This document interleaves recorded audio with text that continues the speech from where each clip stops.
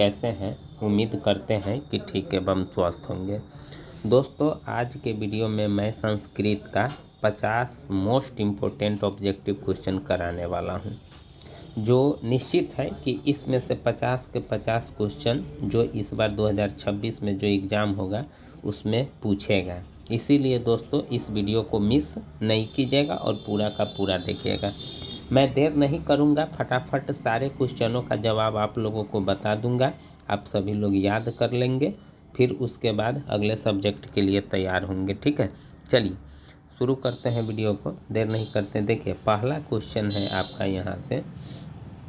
पहला क्वेश्चन है कि युष्मत, ये जो आप देख रहे हैं पहला क्वेश्चन, युष्मत शब्द का रूप पंचमी विभक्ति एक वचन क्या होगा? तो क्या होगा? त्वत्। डी ऑप्शन आपका सही है। ठीक है, चलिए अगला क्वेश्चन देख लेते हैं तेजी में, ज़्यादा देर नहीं करूँगा ताकि आप लोगों को भी बोर फील महसूस नहीं हो। देखिए, दूसरा क्वेश्चन है पूर्वासात ... दर्शनम अधिकम महत्वपूर्णम रिक्त स्थान को उचित विकल्प से भरे। ठीक है ना, तो चित्रकूटस्य। ठीक है, बी ऑप्शन आपका सही है। चलिए अगला क्वेश्चन है कि मंदाकिनी वर्णम पाठ में कुल कितने पद हैं?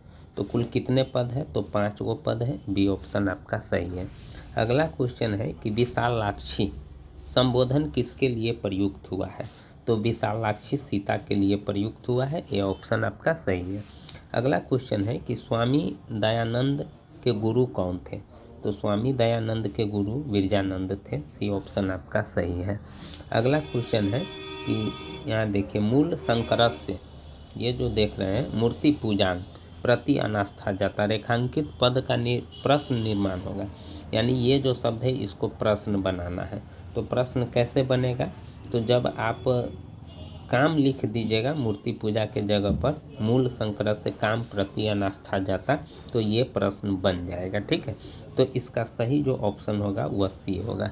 चलिए अगला क्वेश्चन है कि स्वामी दयानंद का जन्म कहाँ हुआ था? तो स्वामी दयानंद का जन्म टंकारा नामक गांव में हुआ था। सी ऑप्शन आपका सही है। अगला क्वेश्चन है दोस्तों कि सत्यार्थ प्रकाश के लेखक कौन है? तो सत्यार्थ प्रकाश के लेखक स्वामी दयानंद है। बी ऑप्शन आपका सही है। अगला क्वेश्चन है, यहाँ देखिए कि भीखन टोला गांव कहाँ है? ये जो आप देख रहे हैं भीखन टोला गांव कहाँ है? तो बिहार में है। ए ऑप्शन आपका सही है। अगला क्वेश्चन है कि उद्योगिनम, ये जो देख रहे हैं उद्योगिनम पुरुष सिंह ... उपैति रिक्त स्थान की पूर्ति उचित विकल्प से करना है। तो लक्ष्मी। डी ऑप्शन आपका सही है।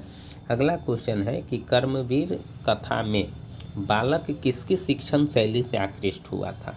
तो किसके शिक्षण शैली से? तो शिक्षक, यानी शिक्षक के पढ़ाने के तरीका से बालक की शिक्षण शैली में बदलाव आया। ए ऑप्शन आपका सही है। अगला क्वेश्चन है कि प्रशासन ने भीखन टोला से 1 कोस की दूरी पर क्या स्थापित किया? तो क्या स्थापित किया? तो प्राथमिक विद्यालय। सी ऑप्शन आपका सही है। अगला क्वेश्चन है कि कला ध्वनोरंत्य संयोगे सूत्र का उदाहरण है।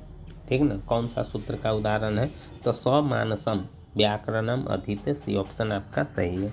अगला है क्वेश्चन कि विद्याहीन का समस्त पद क्या होगा? तो क्या होगा? विद्याहीन। ये जो सी आप देख रहे हैं। अगला क्वेश्चन है कि दशानन किस समास का उदाहरण है? ठीक ना, यहाँ जो देख रहे हैं दशानन किस समास का उदाहरण है? तो दशानन बहुव्रीहि का है। डी ऑप्शन आपका सही है। अगला क्वेश्चन है कि किस समास में उत्तर पद प्रधान होता है? तो किस समास में? तो तत्पुरुष में। सी ऑप्शन आपका सही है। अगला क्वेश्चन है कि पो जोड़ इत्र की संधि क्या होगी? तो पो जोड़ इत्र की संधि पवित्र, यानी बी ऑप्शन आपका सही है। अगला क्वेश्चन है, देखिए यहाँ है कि नयसत में कौन सी संधि है? नयवसत में कौन सी संधि है? तो स्वर संधि है। ए ऑप्शन आपका सही है। अगला क्वेश्चन है कि निम्न में से नरक का द्वार नहीं है, तो कौन है? तो पुण्य नरक का द्वार नहीं है। सी ऑप्शन सही है। अगला है विद्या की रक्षा किससे होती है? तो विद्या की रक्षा योग से होती है। डी ऑप्शन आपका सही है। अगला है सतत प्रियवादी लोग होते हैं, तो सतत प्रियवादी लोग सुलभ होते हैं। सी ऑप्शन आपका सही है। अगला है पहले शिष्य वेदारंभ कहाँ करते थे? तो पहले शिष्य वेदारंभ गुरु गृह में करते थे। ए ऑप्शन आपका सही है। अगला है भारतीय जीवन दर्शन का महत्वपूर्ण उपादान क्या है? तो क्या है? तो संस्कार है। सी ऑप्शन आपका सही है। अगला क्वेश्चन है कि सीमंतोन्नयन संस्कार का प्रयोजन क्या है? तो क्या है? गर्भरक्षा। सी ऑप्शन आपका सही है। अगला है क्वेश्चन कि वयम वेदः पठामः कर्तृवाच्य का कर्मवाच्य में परिवर्तन करें। यानी ये कर्तृवाच्य है और इसको कर्मवाच्य में परिवर्तन करना है। तो अस्माभिः वेद पठ्यते, यानी ए ऑप्शन आपका सही है। अगला है कि गांधी दर्शन से प्रभावित रचना कौन सी है?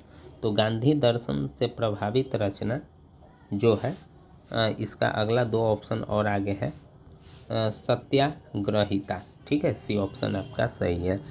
अगला क्वेश्चन है कि अस्पृहा पद का अर्थ क्या है? तो अस्पृहा पद का अर्थ है इच्छा। सी ऑप्शन आपका सही है। अगला है हमारी मातृभूमि कैसी है? ठीक है ना, हमारी मातृभूमि कैसी है? तो हमारी मातृभूमि वत्सला, निर्मला, विशाला, यानी ए बी सी तीनों हैं। डी ऑप्शन आपका सही है। अगला है निम्न में से, ये जो आप देख रहे हैं, निम्न में से गृहस्थ जीवन का संस्कार कौन सा है? तो विवाह। ठीक है, ये ऑप्शन आपका सही है। अगला है कि कंपन राय का समय क्या है?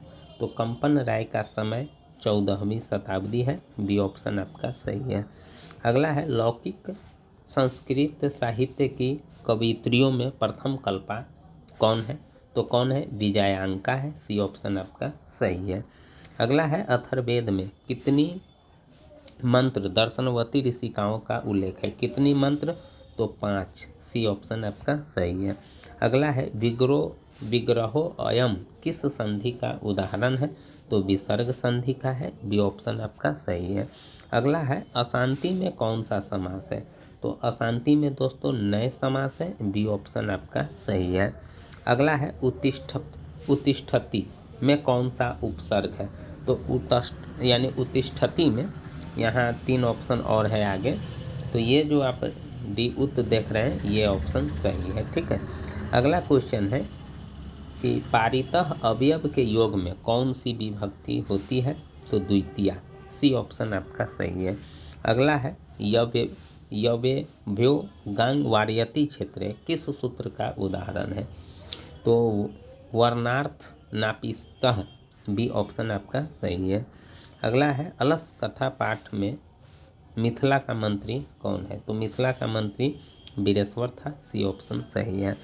अगला क्वेश्चन है कि नियोगी पुरुषा अलसालायाम वहनी दपित्वा निरूपयामासु रेखांकित पद का प्रश्न निर्माण विकल्प से चुनकर, यानी अलसाला के जगह पर आपको प्रश्न निर्माण करना है। ठीक ना दोस्तों, तो क्या आएगा? तो कुत्र। ठीक ना, निरोगी पुरुषा कुत्र वहनी दापित्वा। सी ऑप्शन आपका सही है। अगला है कि अय वचाला, ये जो आप देख रहे हैं, कति वचनानी वक्तुम शक्नुत किस आलसी की उक्ति है? मतलब ये बात कौन सा आलसी बोला था? तो चौथा बोला था कि क्या बोलते हो, चुपचाप सूतो। ठीक है, डी ऑप्शन आपका सही है। अगला है मही पद का अर्थ है। ठीक है, मही पद का अर्थ क्या है? तो मही पद का अर्थ पृथ्वी है। बी ऑप्शन सही है। अगला है कि मति शब्द का तृतीया विभक्ति बहुवचन में क्या रूप होगा? तो क्या रूप होगा? मति भी। सी ऑप्शन आपका सही है। अगला है कि पाटलिपुत्र पटना के नाम से कब प्रसिद्ध हुआ? यानी पाटलिपुत्र अब पटना हो गया। पटना का नाम पहले पाटलिपुत्र था। कब हुआ था? तो मध्यकाल में। सी ऑप्शन आपका सही है। अगला है दोस्तों क्वेश्चन कि पटना किस शब्द से निर्मित है? ठीक ना, पटना किस शब्द से? तो पतनम। ठीक है, ए ऑप्शन आपका सही है। अगला है गुरु गोविंद सिंह का जन्म स्थान किस नाम से प्रसिद्ध है? तो गुरु गोविंद सिंह का जो जन्म स्थान है वो गुरु घर से प्रसिद्ध है। डी ऑप्शन आपका सही है। अगला है पस्येयुः पद में कौन सी धातु है? तो पस्येयुः पद में दृश्य धातु है। ए ऑप्शन आपका सही है। अगला क्वेश्चन है क्री जोड़ तुमुन में कौन सा अवयव बना है? तो कर्तुम। बी ऑप्शन आपका सही है। अगला है ठक प्रत्यांत पद है। ठक प्रत्यांत कौन है? वैदिक। बी ऑप्शन आपका सही है। उसके बाद अगला क्वेश्चन है कि गायिका में कौन सा स्त्री प्रत्यय है? तो गायिका में टाप स्त्री प्रत्यय है। सी ऑप्शन आपका सही होगा। उसके बाद अगला लास्ट क्वेश्चन है कि नयति पद में कौन सी धातु है। तो नयति पद में नी धातु है, बी ऑप्शन आपका सही है। इस प्रकार से दोस्तों आपका 50 का 50 कंप्लीट संस्कृत का हो गया, ठीक ना। इसको ज़रूर याद कर लीजिएगा, इसी में से आपके एग्ज़ाम में से आएंगे। दोस्तों वीडियो बनाने में बहुत ज़्यादा मेहनत लगता है, इसीलिए दोस्तों चैनल को मैं आपसे कुछ नहीं कहूँगा, सिर्फ सब्सक्राइब कर लीजिएगा और वीडियो को ज़रूर लाइक कीजिएगा। फिर मिलेंगे दोस्तों अगले नए सब्जेक्ट के साथ, नए ऑब्जेक्टिव क्वेश्चन के साथ। तब तक के लिए दोस्तों जय हिंद जय भारत।